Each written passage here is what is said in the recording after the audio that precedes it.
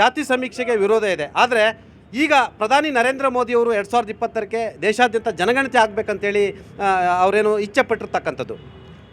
ಮುಂಚೆಯಿಂದನೂ ಕೂಡ ಜಾತಿ ಸಮೀಕ್ಷೆ ಮತ್ತು ಜಾತಿ ಗಣತಿಯ ಪರವಾಗೇ ಇರ್ತಕ್ಕಂಥದ್ದು BJP. 1955ರಲ್ಲಿ ಕಾಕಾ ಕಾಲೇಕರ್ ವರದಿ ಬಂದಾಗ ನೆಹರು ಅದನ್ನು ಕಸದ ಬುಟ್ಟಿಗೆ ಹಾಕಿದ್ರು. ಅದಾದಮೇಲೆ ಇಂದಿರಾ ಗಾಂಧಿ ಅದನ್ನು ಕಸದ ಬುಟ್ಟಿಗೆ ಹಾಕಿದ್ರು.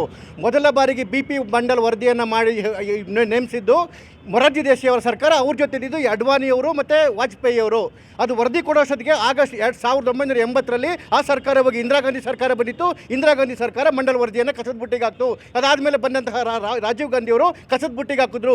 ನಂತರ ಮತ್ತೆ ಏನು ಕಾಂಗ್ರೆಸ್ಸೇತರ ಸರ್ಕಾರ ಬಂತು 1989ರಲ್ಲಿ VP ಸಿಂಗ್ ಅವರು ಅಕ್ಸೆಪ್ಟ್ ಮಾಡಿದ್ದು, ಅದಕ್ಕೆ ಸಪೋರ್ಟ್ ಕೊಟ್ಟಿದ್ದು. ಆವತ್ತು VP ಸಿಂಗ್ನ ಪಾರ್ಟ್ನರ್ ಆಗಿರ್ತಕ್ಕಂಥ BJP ಆವತ್ತು ಸೆಪ್ಟೆಂಬರ್ 1990ರಲ್ಲಿ ಆನ್ ದ ಪಾರ್ಲಿಮೆಂಟಲ್ಲಿ on the floor of the house ನಿಂತ್ಕೊಂಡು ರಾಜೀವ್ ಗಾಂಧಿ ಅವರು ಭಾಷಣ ಮಾಡ್ಕೊಂಡು ಹೇಳಿದ್ರು, ಯಾವುದೇ ಕಾರಣಕ್ಕೂ ನಾವು ಜಾತಿ ಗಣತಿಯನ್ನು ಒಪ್ಪಲಿಕ್ಕೆ ಸಾಧ್ಯವೇ ಇಲ್ಲ ಅಂತೇಳಿ. ಅದಾದಮೇಲೆ 2009ರಲ್ಲಿ ಮುಲಾಯಂ ಸಿಂಗ್ ಯಾದವ್ ಮತ್ತು ಲಾಲು ಪ್ರಸಾದ್ ಯಾದವ್ ಬಲವಂತ ಮಾಡಿದಾಗ UPA ಸರ್ಕಾರವನ್ನು 2009ರಲ್ಲಿ ಗ್ರೂಪ್ ಆಫ್ ಮಿನಿಸ್ಟರ್ಸ್ ಮಾಡಿದ್ರು, ಯಾರು ವೀರಪ್ಪ ಮೊಯ್ಲಿ ಅವರ ನೇತೃತ್ವದಲ್ಲಿ. 2011ರಲ್ಲಿ ವರದಿ ಕೊಡ್ತು, UPA ಸರ್ಕಾರ ಮುಡ್ತಾ ಕಸದ ಬುಟ್ಟಿಗೆ ಹಾಕ್ತು.